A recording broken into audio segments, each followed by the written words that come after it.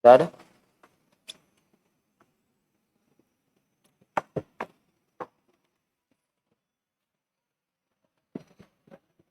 Ada? Belanja. Bismillahirrahmanirrahim. Assalamualaikum warahmatullahi wabarakatuh.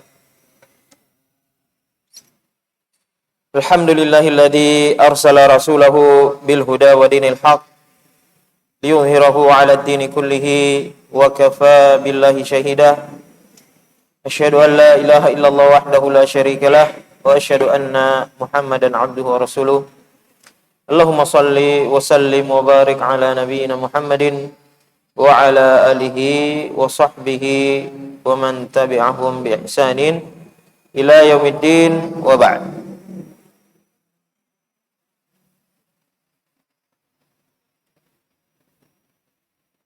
Amsayna ala fitratil Islam wa ala kalimatil ikhlas wa ala dini nabiyyina Muhammadin sallallahu alaihi wasallam wa ala millati abina Ibrahim hanifan muslima wa ma kana minal musyrikin. Allahumma bika amsayna wa bika asbahna wa bika nahya wa bika namutu wa ilaikan nusyur ma'asyiral muslimin rahimakumullahu jami'an. Alhamdulillah senantiasa kita memuji Allah Subhanahu wa taala atas segala rahmat dan berkah dan nikmat Allah Subhanahu wa taala yang diberikan kepada kita sehingga kemudian kita bisa menorehkan, mencatatkan kebaikan-kebaikan dalam catatan amalan kita. Kita lanjutkan bacaan kita dalam kitab Al-Lu'lu'ul Maknun fi Siratin Nabil Ma'mun yang berkaitan dengan sirah nabawiyah, dan kita masih pada tahun ke-8 Hijriah di masa penaklukan Mekah, Fathu Makkah yang terjadi pada bulan Ramadan pada tahun ke-8 Hijriah. Kemarin kita sebutkan bahwa ada terjadi sedikit penghadangan kepada pasukan yang dipimpin oleh Khalid bin Walid yang masuk Mekah melalui bagian bawah. Atau kalau sekarang itu di Kudai. Belakangnya hotel Royal Clock itu, yang hotel jam, itu di belakangnya namanya Kudai. Khalid masuk dari situ, sementara pasukan yang satunya bersama Rasulullah SAW masuk dari kada bagian atas atau bagian dari arah Ma'la, pekuburan Makkah Al-Mukarramah. Itu atas, yang satu bawah.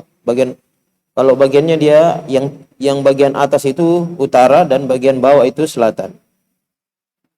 Maka pasukan Khalid bin Walid mendapatkan perlawanan dari Ikrimah, Sofwan, Suhail bin Amr dan beberapa orang-orang yang merupakan pendukung daripada kabilah-kabilah Mekah yang merupakan kabilah Ahbash. Disebut Ahbash, mereka adalah beberapa daripada pendukung-pendukung Quraisy dari kabilah-kabilah yang berada di pinggiran Mekah. Bukan orang keturunan Quraisy, tapi dia berada di pinggiran Mekah.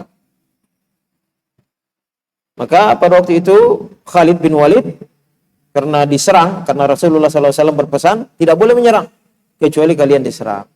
Maka Khalid bin Walid yang memimpin pasukan sebelah kanan, maksudnya pasukan sebelah kanan dari Bani Aslam, Ghifar dan beberapa kabilah-kabilah sekitar Madinah itu kemudian menyerbu, mendesak mereka sampai beberapa orang, 30 orang kalau tidak salah yang meninggal dibunuh oleh Khalid dan pasukannya sampai diserang di depan pintu Ka'bah atau di depan pintu Masjidil Haram. Maka pada waktu itu eh, Abu Sufyan itu gusar. Oh, ini bahaya ini. Maka dia kemudian datang kepada Rasulullah SAW. Ya Rasulullah, apakah sudah dibolehkan membunuh di Ka'bah atau di sekitar Ka'bah, di haram? Kata Rasulullah SAW,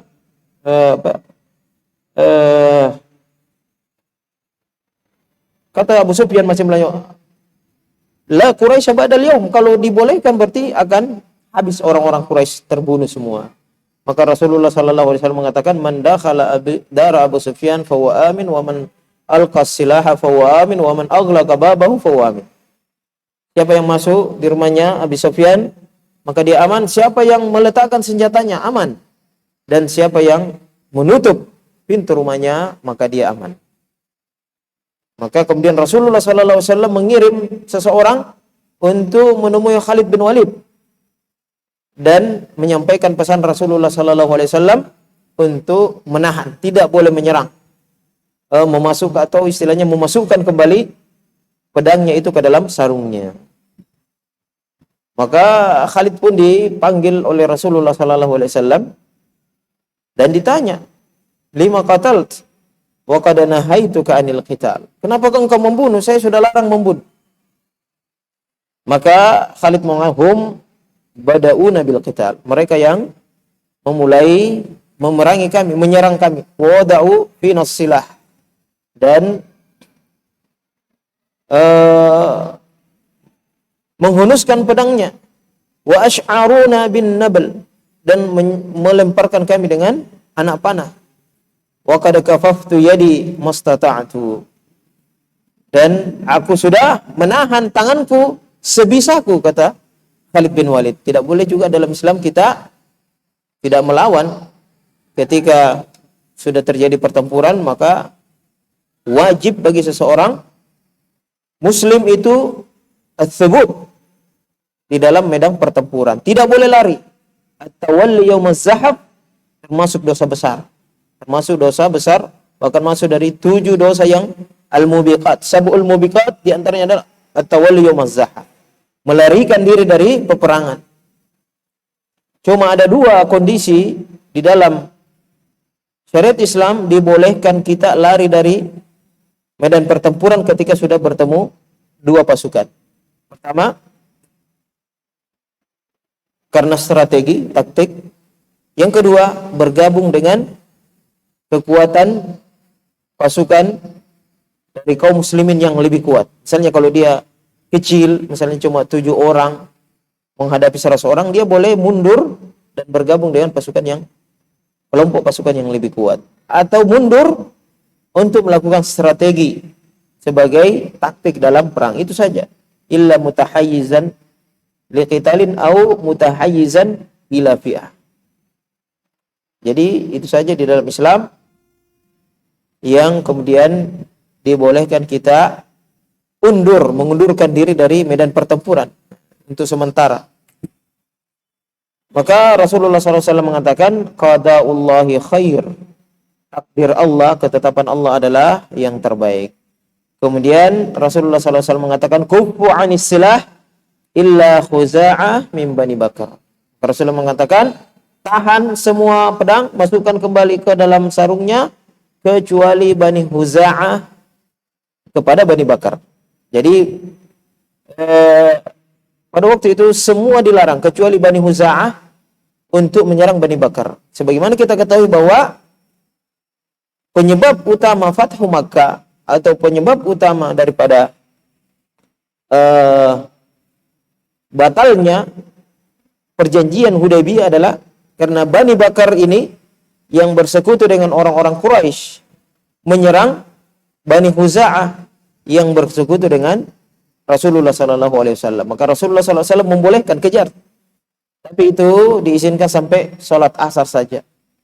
Setelah asar, Rasulullah SAW mengatakan, kufus silah. Tahan pedang, masukkan ke dalam tempatnya. Maka setelah itu, tidak lagi perlawanan. Secara de facto, Mekah sudah berada di tangan Rasulullah SAW dan para sahabat. Maka Rasulullah sallallahu alaihi wasallam memerintahkan sahabat untuk berkumpul di Al-Khaif. Al-Khaif ini dia dekat-dekat ke Mina, antara Mina dengan Ka'bah. Yang pernah haji, nah itu tahu. Mina Arafah itu kan ke timurnya Mekah. Jadi antara Mina dengan Mekah itu namanya Khaif. Di situ, dan ini tempat adalah tempatnya Rasulullah sallallahu alaihi wasallam dulu diboikot oleh orang-orang Quraisy. Itu adalah Syi'bu Abu Talib, lembahnya Abu Talib. Disebutkan oleh Imam Bukhari dan Muslim dari Abu Hurairah radhiyallahu taala anhu, Rasulullah sallallahu alaihi wasallam mengatakan, manziluna insyaallah idza fatahallahu al-khaifu haitsu taqasamu 'alal kufr. Tempat kita berkumpul insyaallah jika kita diberikan kemenangan adalah Al-Khaif. Khaif ini tempat antara Mina dan Masjidil Haram. Haitsu taqasamu 'alal kufur, di mana mereka pada waktu itu memboikot orang bersumpah, di mana mereka bersumpah dulu untuk memboikot Banu Hashim dan Banu Abdul Muttalib selama 3 tahun nih. Masih kita ingat pemboikotan yang dilakukan oleh orang-orang kufar Quraisy itu di lembahnya Abi Thalib selama 3 tahun. Maka disitulah Rasulullah sallallahu alaihi wasallam kemudian berkumpul setelah menguasai Mekah. Sebagian ulama mengatakan bahwa Rasulullah sallallahu alaihi wasallam memilih tempat tersebut sebagai kesyukuran atas kepada Allah Subhanahu wa taala setelah diberikan kemenangan, setelah agama ini diangkat oleh Allah Subhanahu wa taala, diberikan kewibawaan, sehingga orang-orang kemudian melihat Islam itu adalah sesuatu yang perkasa, sesuatu yang kuat, sesuatu yang tinggi di Mekah. Maka Rasulullah SAW sengaja kemudian berada di tempat ini, di Abi Thalib, supaya Rasulullah SAW menapaktilasi bahwa dulu di sini pernah mereka 3 tahun, hampir mungkin orang yang melihat itu merasakan bahwa ya tidak ada harapan daripada risalah yang dibawa oleh Rasulullah SAW. Jangankan makan saja susah, karena mereka diboikot, tidak boleh tidak boleh jual beli, tidak, semuanya menikah semuanya, dan orang juga kalau ada kafilah dagang dari luar mau datang langsung dibeli habis oleh orang-orang Quraisy, sehingga tidak ada lagi yang tersisa untuk mereka. Maka sebagian ulama mengatakan Rasulullah SAW memilih tempat itu agar supaya dia menapaktilasi, mensyukuri kemenangan, ketinggian agama Allah Subhanahu wa taala yang diberikan kepada Rasulullah SAW pada waktu itu dengan menaklukkan Mekah. Dan Rasulullah SAW tidak tinggal atau tidak singgah di rumahnya, karena rumahnya sudah tidak ada pada waktu itu. Rumahnya dijual oleh Aqil bin Abi Thalib, saudaranya Ali bin Abi Thalib. Jadi pada waktu itu Aqil belum masuk Islam. Jadi Ja'far dengan Ali masuk Islam, anaknya Abu Thalib. Thalib dengan Aqil ini tidak masuk Islam, belum masuk Aqil yang belum masuk Islam. Thalib juga dia sudah meninggal sebelum Fathu Makkah. Dia anak tertua karena Abu Thalib biasanya anak pertama menjadikan punya. Thalib ini yang tidak sempat masuk Islam karena dia meninggal, ada yang menyebutkan dia meninggal sebelum peristiwa Badar. Nah, inilah yang kedua orang ini yang menjual, yang mengambil sebagai pewaris daripada Abu Thalib bapaknya. Padahal sebenarnya di situ masih ada warisan daripada Abdullah bapaknya Rasulullah sallallahu alaihi wasallam yang di sementara waktu itu dikuasai dan dikelola oleh Abu Talib. Tapi ketika Rasulullah SAW sudah berhijrah, maka semua harta itu diambil oleh dua orang ini, Talib dengan Aqil. Nah, sehingga para ulama mengatakan bahwa hukum tentang mewarisi orang-orang antara orang muslim dengan orang kafir itu sudah sejak awal-awal. Karena Ja'far dengan Ali bin Abi Thalib tidak mengambil warisan dari bapaknya. Karena bapaknya meninggal dalam keadaan kufur. Jadi begitu juga sebaliknya. Orang yang kufur, murtad dari Islam, dia tidak bisa mewarisi bapaknya atau saudaranya yang muslim. Dan begitu juga sebaliknya. Orang muslim tidak bisa mewarisi dari saudaranya atau bapaknya atau siapapun dari keluarganya yang meninggal. Artinya warisan itu adalah tarika. Nah, ini kita perlu juga jelaskan tentang warisan itu adalah tarika. Adalah sesuatu yang harta yang ditinggalkan oleh si mayit. Jadi itulah yang disebut dengan warisan. Kalau belum meninggal si mayit, itu belum warisan namanya. Itu masih hartanya dia. Boleh dia bagi-bagi, terserah dia. Mau dia bagi rata, mau dia bagi tidak rata, itu boleh. Terserah. Tapi kalau sudah dia menjadi warisan, maka dia harus dibagi dengan sesuai dengan syariat Islam. Jadi nanti dikatakan harta itu sebagai warisan ketika yang mewarisi ini sudah meninggal. Maka semua hartanya pada waktu itu menjadi warisan bagi orang yang ditinggalkan, yang telah ditetapkan oleh Allah Subhanahu wa taala asnafnya, orang-orang yang mendapat warisan itu sudah ditetapkan oleh Allah Subhanahu wa taala di dalam Al-Qur'an dalam surah An-Nisa. Jadi tentang mewarisi daripada orang-orang kafir dan orang Islam itu sejak awal-awal sudah dilarang.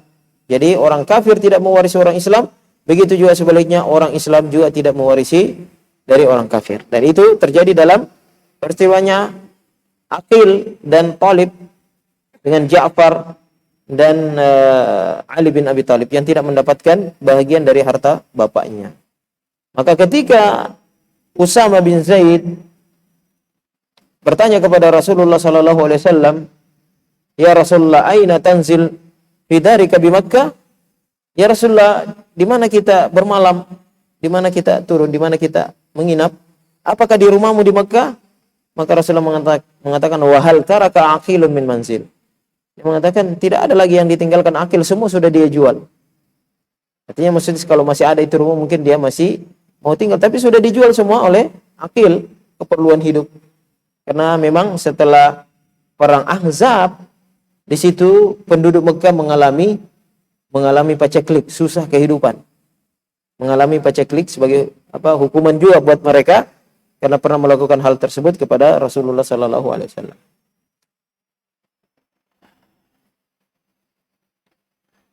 Walaupun nanti Aqil ini kemudian dia masuk Islam. Dia terlambat, dia kemudian masuk Islam, dan dialah nanti yang ditemani oleh Ali bin Abi Thalib itu menuju Kufah dalam peristiwa Karbala itu.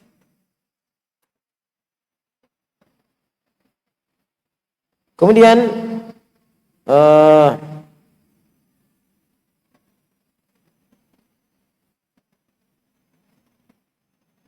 yang pertama sampai ke Khaif itu adalah Zubair bin Awam. Ke tempat ini setelah Rasulullah SAW mengumumkan bahwa kita akan bermalam di Khaif, Zubair bin Awam orang yang paling pertama sampai di tempat tersebut dan kemudian menancapkan bendera, karena dia memang yang membawa semua bendera. Bagaimana kita ketahui di awalnya Rasulullah SAW memberikan bendera itu kepada Zubair bin Awam sebagai perwakilan dari Muhajirin, dan perwakilan Ansar benderanya dipegang oleh Sa'ad bin Ubadah. Ketika Sa'ad bin Ubadah salah paham, dia menyangka penaklukan Mekah ini adalah pembantaian atau pembunuhan terhadap orang-orang Quraisy, dan itu dia ucapkan kepada Abu Sufyan, sehingga Abu Sufyan menyampaikan itu kepada Rasulullah sallallahu alaihi wasallam. Maka Rasulullah sallallahu alaihi wasallam mengambil bendera tersebut dan diberikan kepada Qais bin Sa'ad.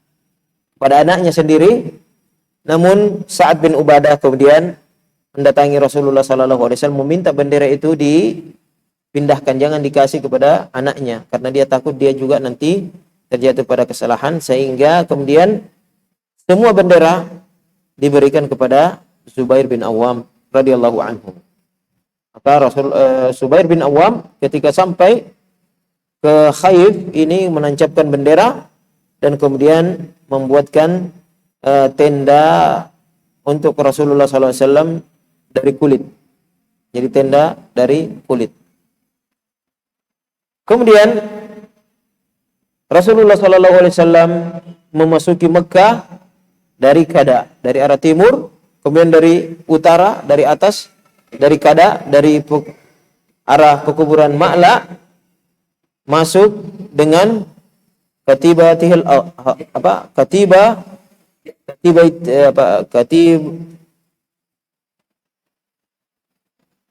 katibatihi al-khadra. Ya, katiba istilahnya batalionnya Rasulullah SAW yang dikenal dengan katibatul khadra. Karena saking banyaknya itu yang terdiri dari kaum Muhajirin dan Ansar di bagian depannya,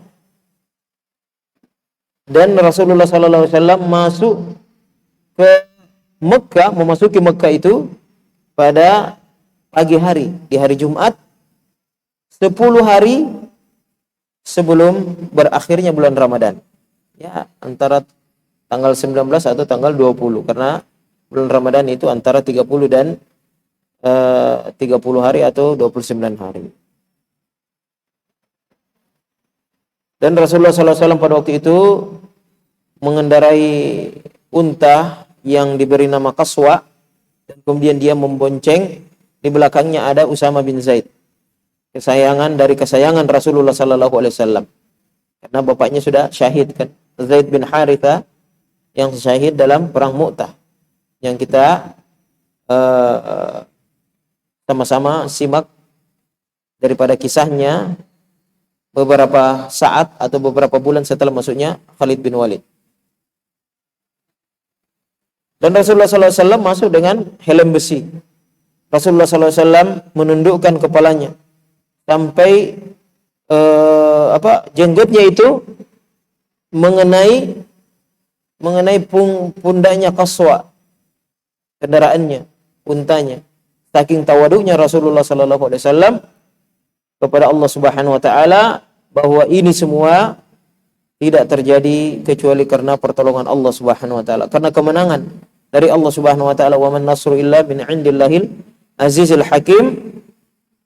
Bahkan kemudian di sini tidak disebutkan dalam buku ini, saya tidak tahu kalau ada di belakang, ketika Rasulullah SAW masuk dan bertanya kepada ahlu Makkah, Rasulullah bertanya, kira-kira bagaimana perkiraan kalian, apa yang saya lakukan kepada kalian? Mereka kemudian mengatakan, kamu adalah saudara yang karim, yang mulia, kamu adalah orang yang mulia. Maka Rasulullah SAW mengatakan, saya tidak mengatakan kepada kalian kecuali apa yang dikatakan oleh Yusuf kepada saudaranya. La tathriba alaikumul yaum. Tidak ada balas dendam buat kalian.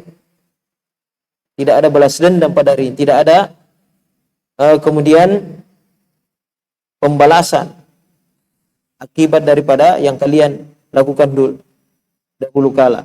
Sebagaimana Yusuf juga mengatakan kepada saudaranya seperti itu setelah dia dibuang, dijual lagi.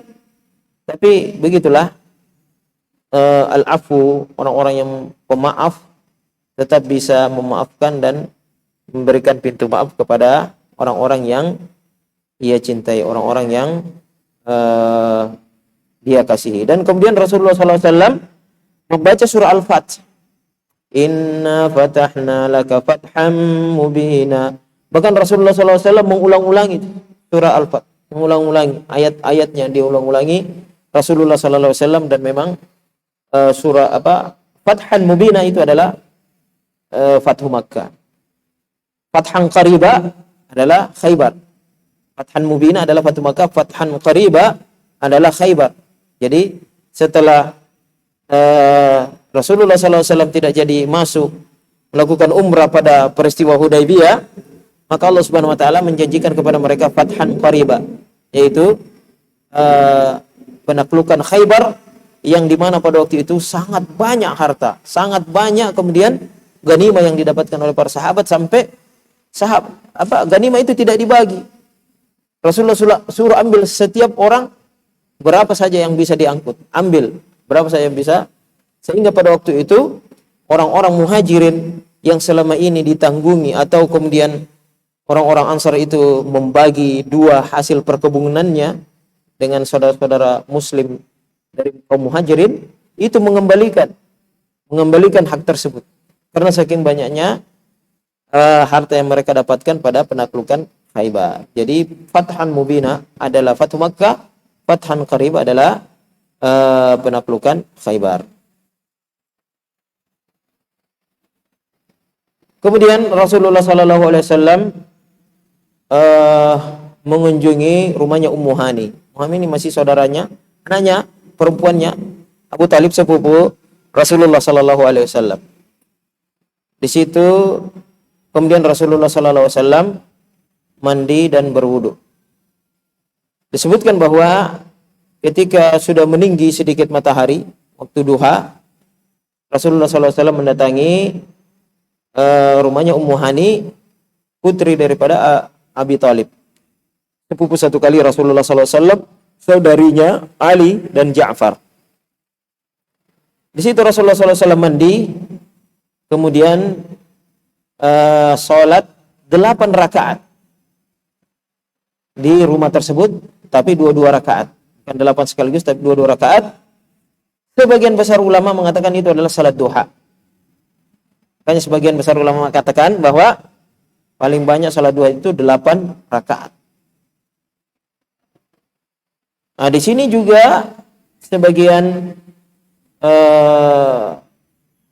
ulama menganjurkan ketika kita masuk Makkah, kalau bisa sebelum masuk Makkah kalau bisa mandi.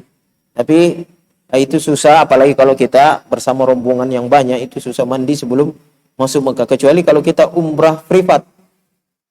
Ada umrah privat sekarang, sewa sendiri satu mobil SUV yang Yukon.G yang besar itu ada, tapi itu ya lumayan harganya. Umrah privat yang satu keluarga 6 orang, 7 orang, nah, itu bisa singgah sebelum masuk tanah haram, boleh mandi dulu, cari tempat untuk mandi, apakah di masjid, paling bagus di masjid itu, di Masjid Aisyah atau di Jirana. Di situ bisa kemudian mandi sebelum masuk. Dan memang sunnah memasuki Mekah itu dari atasnya, dari bagian atas atau dari bagian kada. Tapi itu tidak artinya tidak terlalu ditakidkan atau tidak terlalu dipaksakan dalam syariat, dari syariat Islam. Kalau bisa lebih bagus, karena begitu adalah sunnah Rasulullah SAW. Ummu Hani kemudian mengatakan bahwa lam arahu sallallahu alaihi wasallam salatan akhaffa minha. Dan saya tidak pernah melihat Rasulullah sallallahu alaihi wasallam salat yang lebih ringan daripada salat yang dilakukan di rumahnya. Artinya ringan itu pendek daripada salat tersebut. Ghaira annahu yatimur ruku'a was sujud. Tapi walaupun cepat, pendek, ringan, tetapi tetap menyempurnakan ruku dan sujudnya. Jadi inti daripada salat itu adalah tumaknina. Semua gerakan itu betul-betul sempurna, ruku dan terutama ruku dan sujud. Dan memang salat-salat sunnah yang seperti duha, salat-salat sunnah rawatib, itu memang kalau kita melihat Rasulullah SAW memang dia agak ringan-ringan salat, kecuali salat malam. Baru kemudian ketika salat malam, itu memang sampai sebutkan sampai luka-luka atau pecah kadang tumitnya karena lamanya berdiri. Kalau Al-Baqarah, kemudian Ali Imran dan An-Nisa, maka itu ya salat yang sangat panjang. Itu 1 rakaat saja. Walaupun tidak langsung salat malamnya Rasulullah SAW itu dia mulai dengan surah-surah ringan dulu. Nah, setelah itu barulah kemudian masuk surah-surah yang panjang. Ibnu Qayyim mengatakan bahwa sholat 8 rakaat ini adalah sholat kemenangan. Ibnu Qayyim berpendapat begitu. Dan kata beliau, sebagian panglima-panglima Islam kalau mereka menaklukkan satu daerah, satu benteng, mereka akan salat setelahnya, harus melakukan salat setelahnya sebagai kesyukuran untuk kemenangan. Jadi beliau mengatakan bahwa ini adalah salat kemenangan.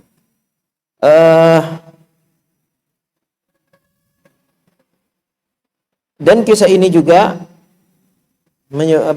kata Ibnu Qayyim menunjukkan bahwa sebab daripada salat itu adalah syukur kepada Allah Subhanahu wa taala, karena Ibnu Hani mengatakan mara itu shallaha qablaha wala ba'daha.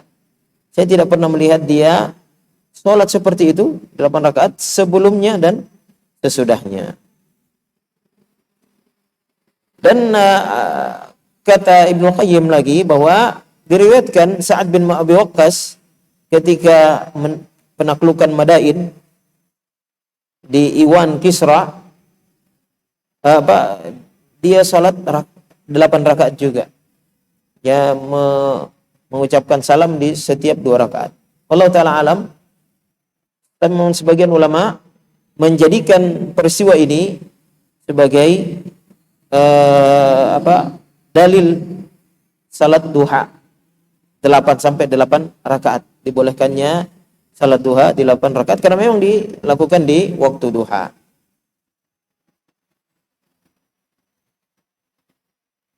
Kemudian setelah itu Rasulullah sallallahu alaihi wasallam setelah singgah di rumahnya Ummu Hani, mandi dan ini, kemudian dia kembali ke kemahnya di Khaif, di lembahnya Syi'bi Abu Talib. Kemudian pada waktu itu ada kejadian Ummu Hani saudaranya Ali bin Abi Talib ini, dia menjamin 2 orang dari keluarganya. Menjamin 2 orang dari keluarganya. Disebutkan dia adalah Al-Harith bin Hisham bin Mughirah dan Abdullah bin Abi Rabi'ah. Tapi 2 orang ini diincar oleh Ali bin Abi Talib, mau dibunuh. Karena dia termasuk orang yang memang keras juga mungkin perlawanannya dengan kaum muslimin di zamannya. Karena dan dia kemudian ke Ummu Hani dan kemudian meminta jaminan kepada Ummu Hani. Maka Ummu Hani kemudian, karena dia diincar oleh Ali bin Abi Talib, maka Ummu Hani kemudian menemui Rasulullah sallallahu alaihi wasallam. Dia mengatakan, "Dhahabtu ila Rasulillah sallallahu alaihi wasallam amal fat. Wajadtuhu yaktasil." Aku menemui Rasulullah sallallahu alaihi wasallam pada hari penaklukan dan saya dapati dia sedang mandi. Wa Fatimah ibnu tasturuhu bithau. Dan Fatimah itu menutupnya dengan kain, jadi ditutupi. Jadi kalau adab dalam syariat Islam memang harus ditutupi ketika kencing atau mandi seperti itu, harus ditutupi oleh oleh manusia di situ yang membelakanginya atau dengan kain. Rasulullah SAW kadang-kadang juga diriwayatkan seperti itu, kalau kencing ditutup oleh sahabat yang menemaninya. Kalau tidak ada lagi alat untuk menutupi, karena memang di antara sebab siksa kubur adalah orang yang kencing yang tidak terhalang apa-apa. La yastatiru minal baul. Tidak menutupi dirinya ketika dia buang air kecil, tidak menutupi dirinya ketika dia buang air kecil. Maka pada waktu itu Ummu Hani kemudian menyalami Rasulullah SAW dan Rasulullah SAW bertanya, "Man hadihi?" Maka dia memperkenalkan dirinya, "Saya adalah Ummu Hani." Tentunya menjawab, adalah Ummu Hani. Rasulullah tentunya kenal karena dia ada sepupunya. Maka Rasulullah SAW mengatakan, "Marhaban ya Ummu Hani." Selamat datang wahai Ummu Hani. Maka ketika Rasulullah SAW selesai dari mandi, Ummu Hani kemudian mengatakan, ya Rasulullah, za'ama ibnu ummi Ali ibn Abi Talib annahu qatilun rajulan qad ajartuhu fulan bin Hubairah. Nah, ya Rasulullah, anak dari ibuku, saudaraku, orang Arab kadang-kadang begitu, ibnu ammi, ibnu abi, ibnu ummi, dia maksudnya saudaranya.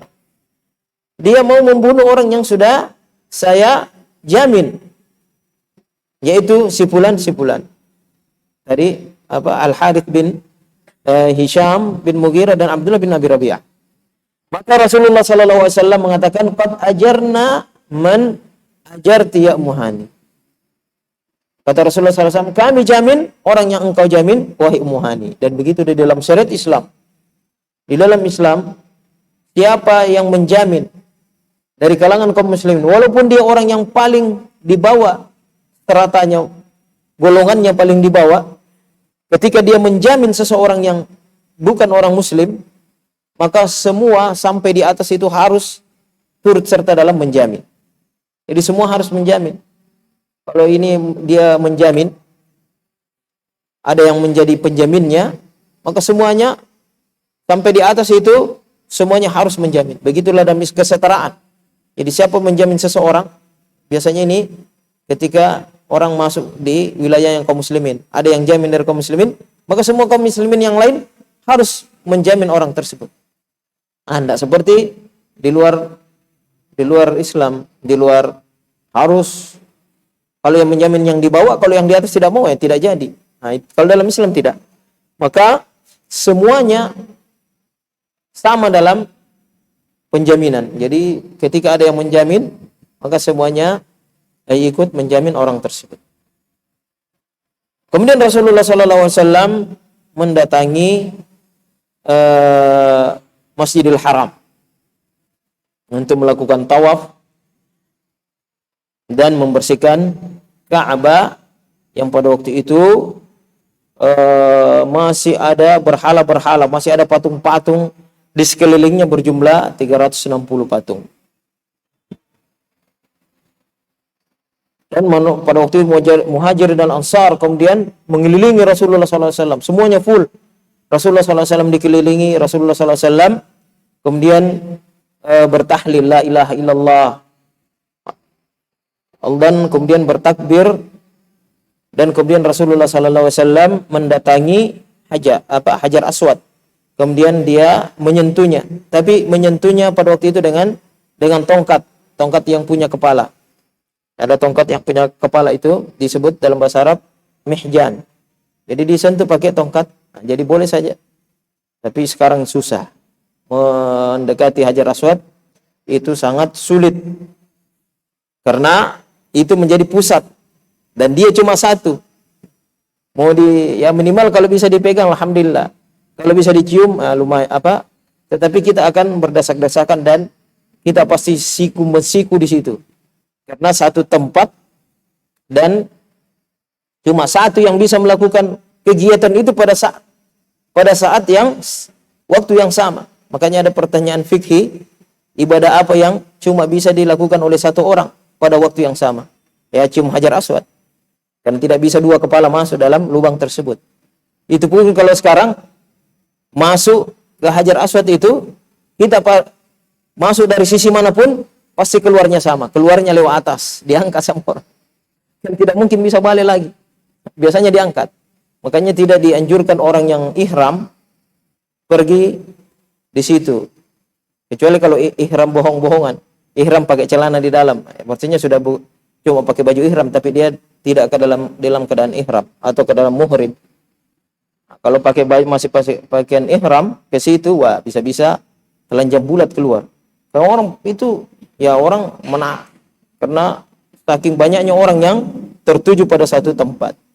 Rasulullah SAW pada waktu itu menyentuh Hajar Aswad itu dengan tongkatnya. Kemudian Rasulullah SAW tawaf di Ka'bah di atas kendaraannya.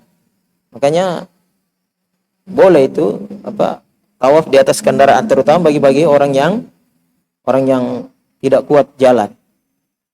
Tidak kuat jalan itu bisa di atas kendaraan. Tapi tentunya tidak di pelataran, di bagian lain. Saya tidak tahu, yang pernah saya lihat sa'i. Sa'i itu pakai skuter yang listrik. Tapi kalau tawaf saya belum pernah lihat yang ada yang bawa kursi roda.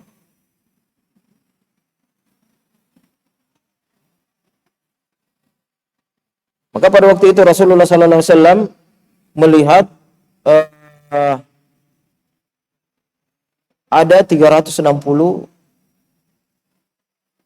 patung-patung yang berada di sekitar Ka'bah. Maka Rasulullah sallallahu alaihi wasallam setiap melewati Ka'bah itu dia kemudian mendorongnya atau menusuknya dengan tongkatnya. Dan Rasulullah sallallahu alaihi wasallam mengatakan, wa qul ja'al haqqu wa zahaqal batil innal batila kana zahuqa. Dan katakanlah Muhammad, ketika datang kebenaran maka kebatilan itu akan runtuh, karena sesungguhnya kebatilan itu adalah sesuatu yang tidak kokoh atau sesuatu yang mau runtuh atau sesuatu yang akan runtuh. Qul ja'al haqqu wa ma yubtilul batil wa ma yud. Ketika datang kebenaran maka tidak akan dimulai kebatilan dan kemudian tidak akan kembali lagi kebatilan. Terutama di Mekah ya, di Ka'bah itu tidak akan pernah lagi kembali Mekah menjadi sarang tempat penyembahan berhala sampai akhir zaman, sampai kemudian Allah Subhanahu wa taala menetapkan salah seorang dari Habasyah, dari Ethiopia, itu yang akan menghancurkan nanti Ka'bah di akhir zaman ketika sudah tidak ada orang lagi yang berhaji ke sana, tidak ada lagi orang yang berumrah, dan pada waktu itu dunia ditempati atau yang tinggal di dalamnya adalah manusia syirarul khalq, adalah orang-orang yang jelek semua, orang-orang yang buruk semua perangainya yang ada pada saat itu, karena sudah mendekati hari kiamat. Jadi setiap itu didorong oleh Rasulullah, diruntuhkan satu-satu itu dengan tongkatnya Rasulullah sallallahu alaihi wasallam. Kemudian Rasulullah sallallahu alaihi wasallam setelah itu masuk ke dalam Ka'bah yang segi empat itu. Walaupun kita selalu sebutkan bahwa aslinya adalah segi empat itu, tapi ada tambahan Hijri Ismail itu yang setengah lingkaran. Itu juga sebenarnya aslinya itu Ka'bah semua. Sebenarnya dulu tertutup semua itu, segi lima modelnya. Tapi setelah pembongkaran pada tahun 5 tahun sebelum diutusnya Rasulullah sallallahu alaihi wasallam, orang-orang kufar Quraisy, orang-orang Mekah kehabisan uang halal. Karena mereka memang mensyaratkan bahwa pembangunan Ka'bah ini harus diambil dari uang halal. Tidak boleh dari uang riba, tidak boleh dari uang zina, uang judi, tidak boleh.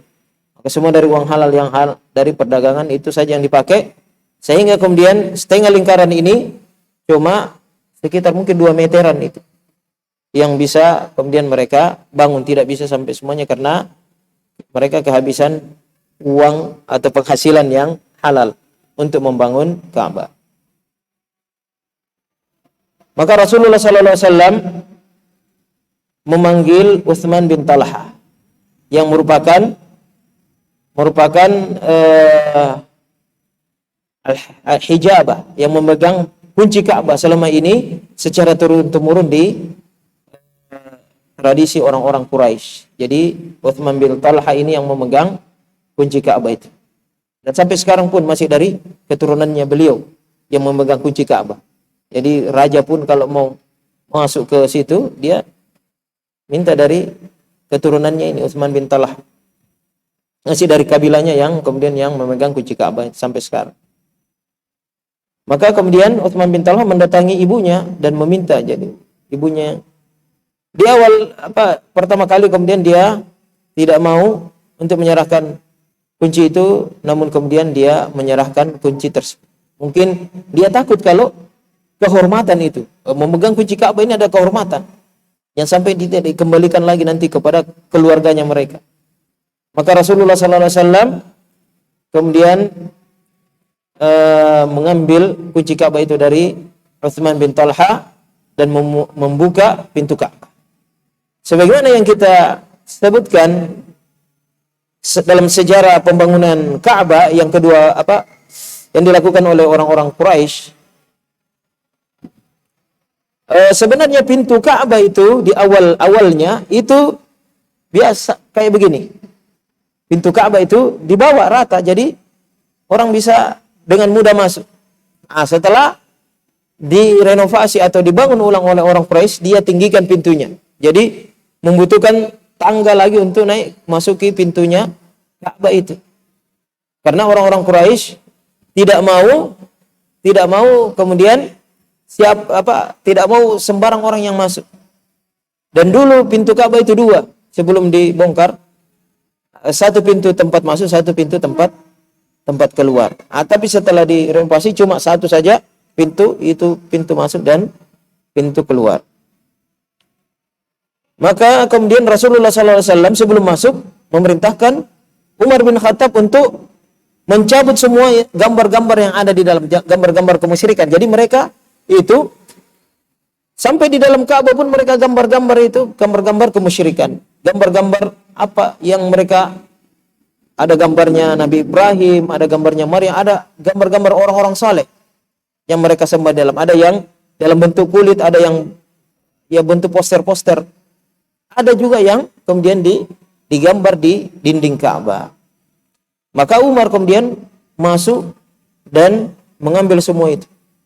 Semuanya yang gambar-gambar yang di dalam itu diambil oleh Umar bin Khattab radhiyallahu taala. Kemudian Rasulullah sallallahu alaihi wasallam masuk ke dalam. Kemudian dia mendapatkan di dalamnya masih ada sesuatu, dan kemudian berhala-berhala itu dipecahkan oleh Rasulullah sallallahu alaihi wasallam, kemudian dibuang, dan masih ada gambar-gambar yang melekat di dinding. Ini gambar-gambar yang melekat di dinding seperti gambarnya Nabi Ibrahim dan Nabi Ismail. Tapi itu bukan gambar, maksudnya mereka ilustrasi saja, bukan betul gambarnya Nabi Ibrahim, tapi mereka gambarkan Nabi Ibrahim dan Ismail itu ada di tangannya itu anak panah, azlam. Kalau mereka sebutkan azlam, dulu mereka suka jadi mengundi-undi itu dengan anak panah, di anak-anak panah yang kecil. Jadi ditaruh di tempat, misalnya kalau dia pergi atau tidak pergi atau kosong. Jadi dia ambil baru dia cabut, oh pergi, lanjut. Kalau seri kosong, oh ulangi lagi. Nah begitu, maka Rasulullah SAW mengatakan qatalahumullah wallahi mastaqsama bil azlami qattu. Rasulullah mengatakan semoga mereka dibinasakan oleh Allah Subhanahu wa taala. Sesungguhnya Ibrahim dan Ismail itu tidak pernah mengundi nasib dengan azlam, dengan anak panah itu, tidak dengan mengundi nasib dengan anak panah tersebut. Kemudian Rasulullah SAW menyuruh untuk menghilangkan gambar-gambar itu yang melekat di dinding dengan meminta air. Dalam riwayat Tayalisi, Rasulullah SAW meminta seember air untuk kemudian dia pakai menghapus gambar-gambar tersebut. Maka Rasulullah SAW mengatakan, qatallahu qauman yusawwiruna ma la yakhluqun.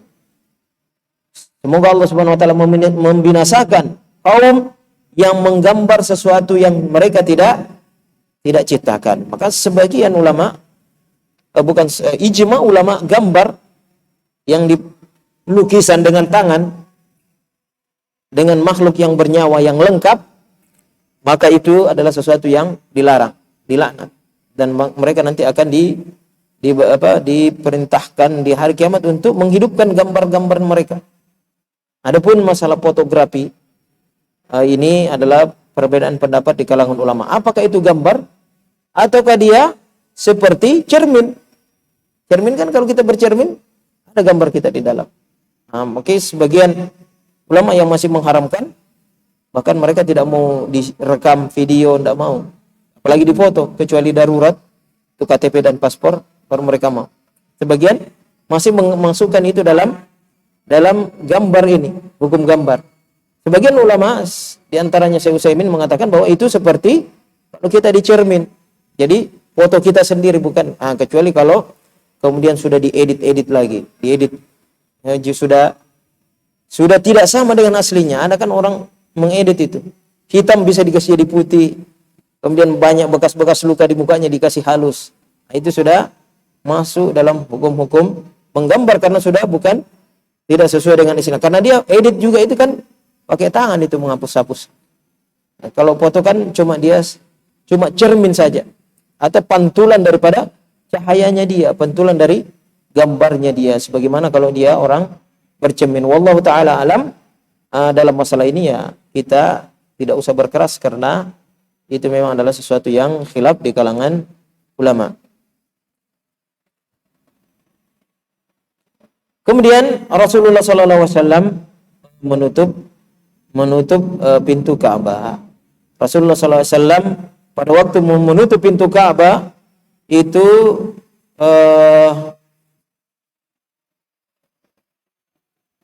dia bersama dengan Usama bin Zaid dan Bilal bin Rabah dan bersama Uthman bin Talha. Rasulullah SAW berhenti sejenak. Sebelum keluar Rasulullah SAW berhenti sejenak. Dulu Ka'bah itu kalau sekarang tinggal 3 tiangnya. Di dalam itu tinggal 3 tiangnya besar-besar yang menopang. Dulu ada 6. Ada 6-nya, 6, 3, kemudian 3 lagi. Jadi bersusun di dalamnya itu 6, 3. Ketika Rasulullah SAW salat di dalam Ka'bah itu, dia dua tiang itu di samping kanannya dan 1 tiang di samping kirinya. Dan 3 tiang di belakangnya. Waktu itu Ka'bah masih 6, membutuhkan 6 tiang. Kalau sekarang itu tinggal 3 tiangnya. Belum ada juga kita yang pernah masuk, tapi orang yang pernah masuk itu menceritakan seperti itu. Dan ada 3 dimensinya ya, kita bisa lihat. Dalam cuma ruangan saja, ada juga kiswanya, tapi kiswanya itu bukan kayak yang di luar. Dia dari sutra, saya pernah lihat. Karena dari sutra ada juga tulisan-tulisan, dan itu adalah ijtihad masing-masing orang yang melayani Ka'bah atau yang berpuasa di Hijaz, di Madinah, Mekah. Dialah yang kemudian memberikan kiswanya itu. Mau warna apa, mau warna. Dan kiswa Ka'bah itu sekarang saja hitam, belum pernah ada. Kalau tidak salah, pernah warna lain, kuning atau hijau, pernah hijau. Itu tergantung daripada kemauan daripada yang berpuasa di Hijaz.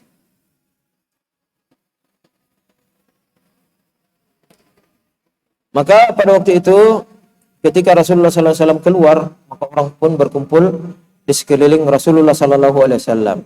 Namun Abdullah bin Umar langsung kemudian masuk ke dalam. Ketika orang mengelilingi Rasulullah SAW, Abdullah bin Umar masuk ke dalam Ka'bah, langsung bertanya kepada Bilal, di mana tadi Rasulullah SAW salat? Maka ditunjukkanlah tempatnya salat. Dan itulah Ibnu Umar ya. Ibnu Umar radhiyallahu taala anhu adalah orang yang paling mau meniru Rasulullah SAW. Karena dia jalan bersama Rasulullah SAW, ada ranting cabang daripada pohon itu yang turun, sehingga kalau harus orang lewat situ harus tunduk di situ pohon. Satu ketika dia lewat di situ, sudah tidak ada itu ranting yang rebah, dia tetap tunduk di situ untuk mengikuti Rasulullah SAW. Maka di antara orang yang paling keras dalam mengikuti Rasulullah SAW adalah Abdullah bin Umar, anaknya Umar bin Khattab, yang betul-betul mengikuti letter like, betul-betul mengikuti cara Rasulullah SAW. Bahkan ketika jalan menuju masjid, dia akan senantiasa memilih jalan yang dipakai oleh Rasulullah SAW. Begitulah para sahabat betul-betul sangat ingin kemudian mencontohi Rasulullah SAW. Kita cukupkan sampai di sini karena sudah masuk waktu. Subhanakallahumma bihamdik, nasyhadu an la ilaha illa anta, nastaghfiruka wa natubu ilaik. Assalamualaikum warahmatullahi wabarakatuh.